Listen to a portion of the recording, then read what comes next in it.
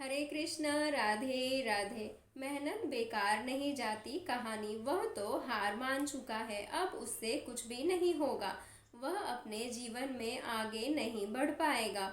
उसके मन में ऐसे विचार लगातार चल रहे थे। पहले तो वह सोचकर अपनी पढ़ाई कर रहा था कि जीवन में वह आगे बढ़ सकता है। पढ़ाई हमारे जीवन का एक मूल्य आधार है जिसके बिना हम कुछ भी नहीं कर सकते। यही सोचकर मैं अपने गांव से शहर में पढ़ने के लिए आया था। वो ये भी जानता था कि अगर वह अच्छे से पढ़ाई नहीं करता है तो उससे उसका जीवन नहीं चलने वाला है। इसीलिए अपनी पढ़ाई पर पूरा ध्यान देगा, यह बात भी अच्छी तरह से जानता था। मगर शहर में कोई बहुत सारी सुविधाएं नहीं मिल रही थी, लेकिन उसे इस बात की कोई परवाह नहीं थी। उसे अपने लक्ष्य पर ध्यान देते हुए आगे बढ़ना था। मगर वह बुरी तरह से परेशान हो चुका था। उसके पास इतने पैसे भी नहीं थे जिससे कि वह अपने शहर में रहकर पढ़ाई को पूरा कर सके। वह लगातार अपने खत में यह लिख रहा था कि मेरे पास पैसे नहीं हैं, मुझे क्या करना चाहिए। घर वालों का वापसी खत में यही आया कि हम तुम्हें ज़्यादा पैसे नहीं भेज सकते, क्योंकि उसके पास इतने पैसे नहीं थे जिससे वह शहर में रह सके। घर वालों के भी पास इतना पैसा नहीं था कि जिससे उसे शहर में रखकर पढ़ा सके। जितना वह पढ़ा सकते थे वह उसे पढ़ा चुके थे।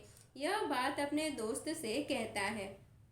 उसका दोस्त कहता है कि ठीक है, मैं तुम्हारी मदद कर सकता हूँ। अगर तुम्हें कोई परेशानी नहीं है तो मैं तुम्हें इतना पैसा दे सकता हूँ जिसे तुम यहाँ पर रहकर पढ़ाई कर सको और मुझे बाद में लौटा देना। मगर यह बात सुनकर वह इस बात के लिए तैयार नहीं हुआ। उससे तो यही लगता था कि हमें किसी की मदद नहीं लेनी चाहिए, क्योंकि इससे बहुत बुरा असर पड़ सकता है। यही चाहता था कि अगर वह यहाँ पर रुकता है तो बगैर मदद के वह यहाँ पर भी रुक सकता है। उसने अपने दोस्त से कहा कि मुझे शाम के वक्त कुछ ऐसा काम दिला दो जिससे कि मैं यहाँ का खर्च चला सकूं। उसके दोस्त ने कहा कि ठीक ना शुरू कर दिया था। कुछ दिन बाद ही खत आता है और उसमें लिखा होता है कि तुम्हारी तबीयत कैसी है, तुम वहाँ पर कैसे रह रहे हो, जबकि तुम्हारे पास तो पैसा भी खत्म हो गए हैं। अगर तुम ज़्यादा परेशानी में हो तो वापस आ सकते हो। इस तरह परेशान होकर किसी काम को करना अच्छी बात नहीं है।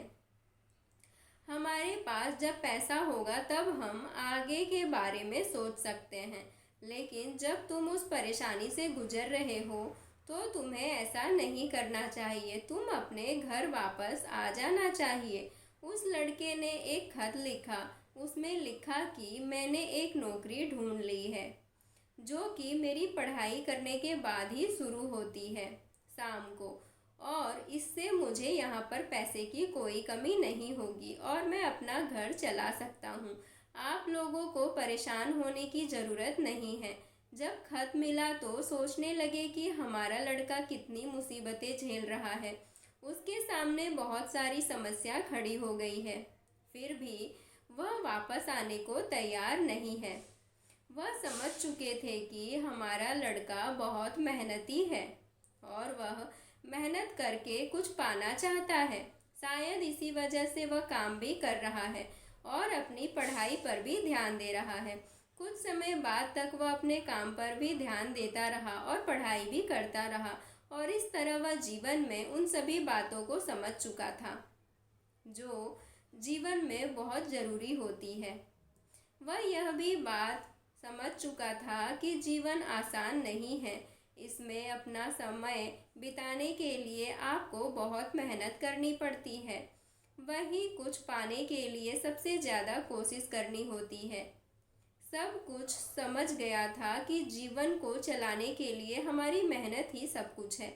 जब तक हम मेहनत कर सकते हैं तब तक हम अपने जीवन में आगे बढ़ सकते हैं। मेहनत हमें आगे बढ़ाने का रास्ता दिखाती है। समय बीत गया था और वह अपनी पढ़ाई पूरी कर चुका था।